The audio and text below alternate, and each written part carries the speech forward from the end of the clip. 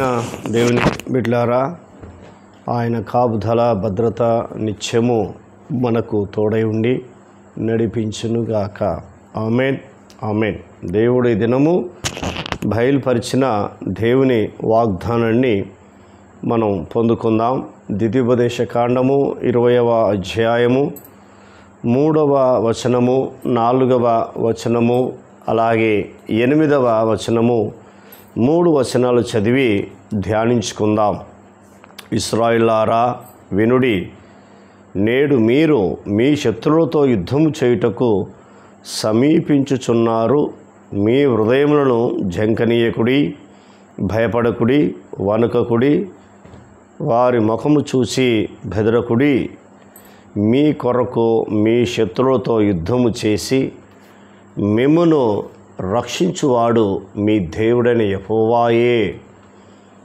నాయకులు జనులతో ఎవడు భయపడి మెత్తని గుండె గల వాడగునో వాడు తాను అధైర్యపడిన రీతిగా తన సహోదరులు గుండెలు అధైర్యపరచకుండున్నట్లు తాను ఇంటికి తిరిగి వెళ్ళవచ్చునని చెప్పవలెను.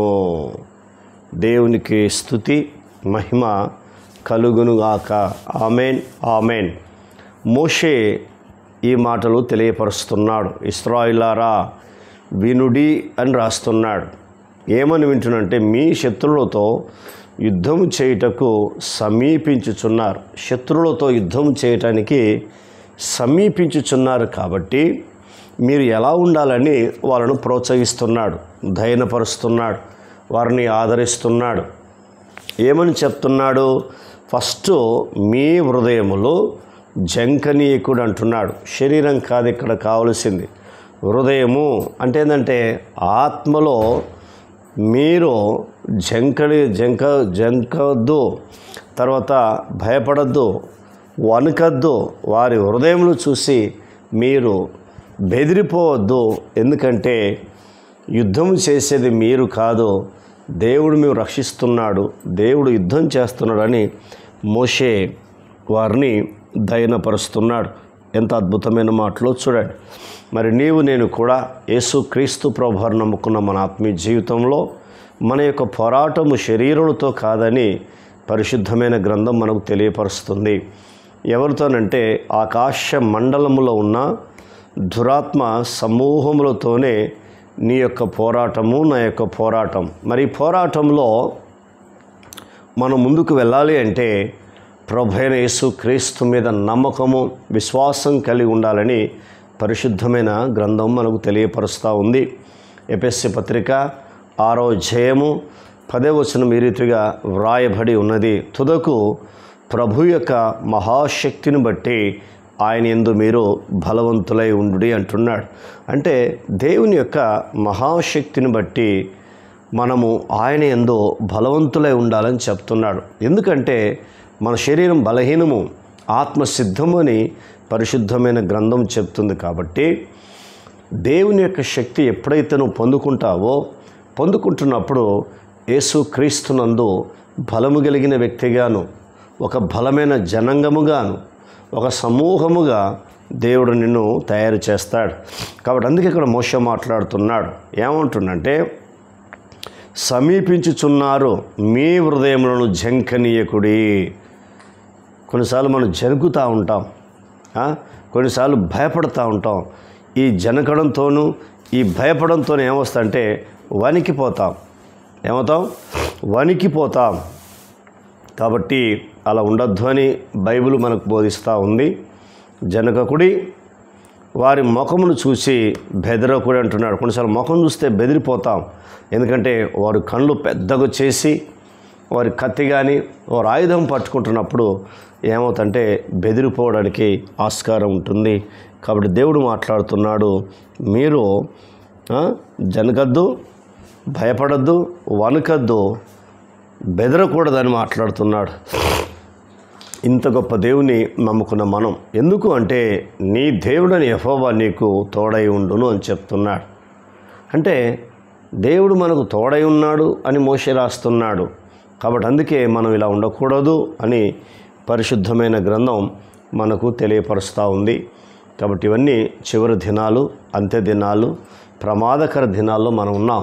కానీ దేవునితో మాట్లాడుతున్న మాట ఏంటంటే, నీ హృదయము జంకనీయకు, మీ హృదయము జంకనీయకుడి, నేను మీ కొరకు ఒక అద్భుతమైన కార్యము చేయబోతున్నానని దేవుడు మనకు వాగ్దానం చేస్తున్నాడు. ఎంత అద్భుతమో చూడండి. కాబట్టి 8వ వచనం ఏం చెప్తున్నాడు, ఇక్కడ మాట్లాడుతున్న మాట, ఎవడు భయపడి మెత్తని గుండె గల వాడగునో. చూసారా, భయపడుతున్నప్పుడు గుండె మెత్తబడిపోతుంది. మొదటిది. రెండోది, వాడు తాను అధైర్యపడిన రీతిగా. రెండోది ఏంటంటే, మూడోది అధైర్యపడతాడు. ఎందుకు?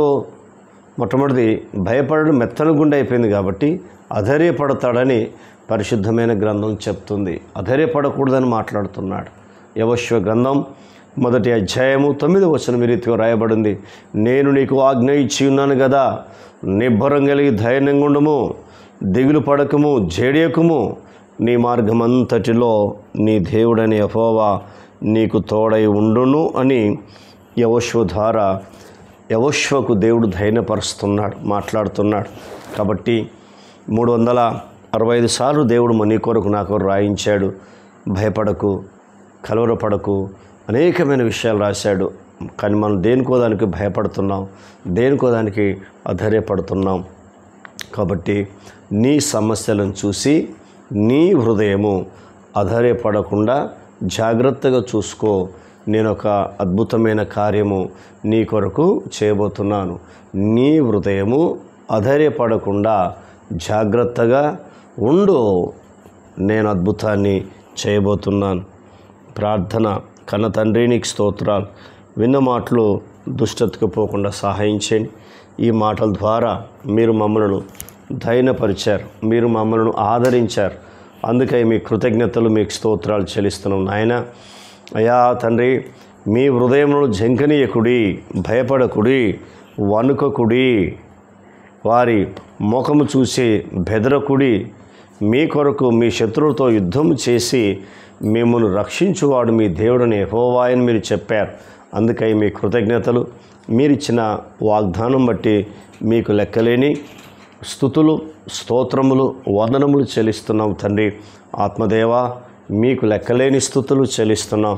ఈ మాటల ద్వారా మీరు మమ్మల్ని ధైర్యపరిచినందుకు మీకు స్తోత్రాలు, ఆదరించినందుకు మీకు స్తోత్రాలు. మీకు లెక్కలేని స్తుతులు, స్తోత్రములు చెల్లిస్తున్నాం నాయన. అయ్యా, మీకు వందనాలు చెల్లిస్తున్నాం. ఈ మాటలు దుష్టతకు పోకుండా సహాయం చేయండి.